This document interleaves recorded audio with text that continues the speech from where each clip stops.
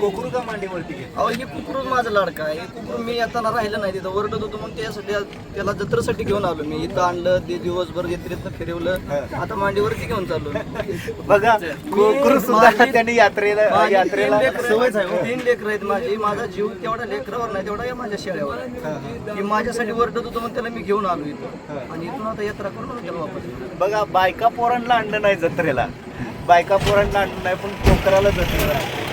कारण मी लाडकाच आहे, पहिल्यापासून ओरडत होतो, येताना ओरडायला लागलो म्हणून त्याला घेऊन आलो. आता आलो, यात्रा बित्रा फिरवली, सगळ्या जत्रेतलं फिरलं ते बी, आता वापस घेऊन चाललो मागा. काय नाव ठेवले? त्याचं मनीषा नाव ठेवले, पाट आहे. पाट आहे. किती दिवसांचे आहे? ही 3 महिन्याची आहे. 3 महिन्याचे. बर. मग ही भटकंती करताना आता देखील त्यांच्या मांडीवरती बसलाय बघा. आणि चारा पाण्याची काय व्यवस्था? चारा पाणी काय सकाळपासून खाते, कुठे बिस्किट काय, पण आता इकडे रानात गेल्यानंतर ना खाते की मग रानावरचं काय पाळा पाचोळा. पण आता आज यात्रेत असल्यामुळे जे काय समजा यात्रेत होतं ते त्यानं खाल्लं, आज मी त्याला चारलं.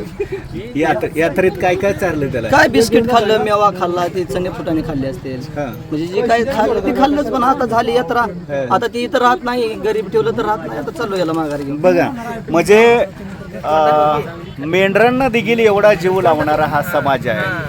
मग या समाजाला जो प्राण्यांना एवढा जीव लावतो, त्या समाजाला अन्य समाजानं किती जीव लावला? पुढे या प्राण्यांना जीव लावताय, तेवढा जीव बाकीच्या समाजातले लोक तुमच्यावरती लावतात. कुठला जीव सदा ना कदा सर आमच्यावरती अन्याय आहे, सदा ना कदा अन्याय. आता बघा तुम्हाला सांगतो, कालच्या रात्री आलो तू, तिथं आमची फक्त 2च गबाळ आहे, तरी तिथं रात्रीची 1 वाजता मेंढरामध्ये गडी शिरला होता. म्हणजे जो भटकी चोराचा माणूस होता ती कुत्रे बित्रे उठून तो गडी ताणून लावला. आता तुम्हाला सांगतो अजून 1-2 तास इथं थांबणार होतो, पण तिथून फोन येऊ लागला म्हणून ना आम्ही आता म्हणजे रात्रीचा दिवस करून पण आम्हाला तिथं पोहोचवलं. कारण पर्याय नाही. म्हणजे आमचं तुम्हाला सांगतो साधारण कदा आमच्यावरती अन्याय आहे. बरोबर. कारण आमची कोण दखल घेणार?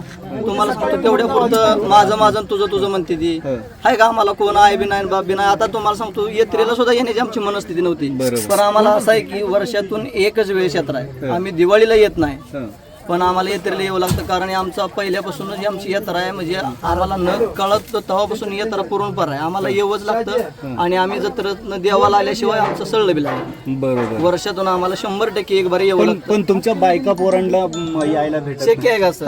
कसं येणार बायका पोरं? बरं आम्ही आल्यानंतर ना जनावर आहेत. आता तुम्हाला सांगतो माझी 50-60 मेंढ्या आहेत, त्या आम्ही 2च नवरा बायको आहे. आता 2च नवरा बायको असल्यानंतर ना जर मी आल्यानंतर ना ती मेंढ्या कोण राखणार? त्याच्यामुळं आमचं शक्य नाही ना दोघांनी येणं. आणि जर समजा लेडीज लावायचं म्हणलं तर लेडीज बी एकटी येणं शक्य नाही.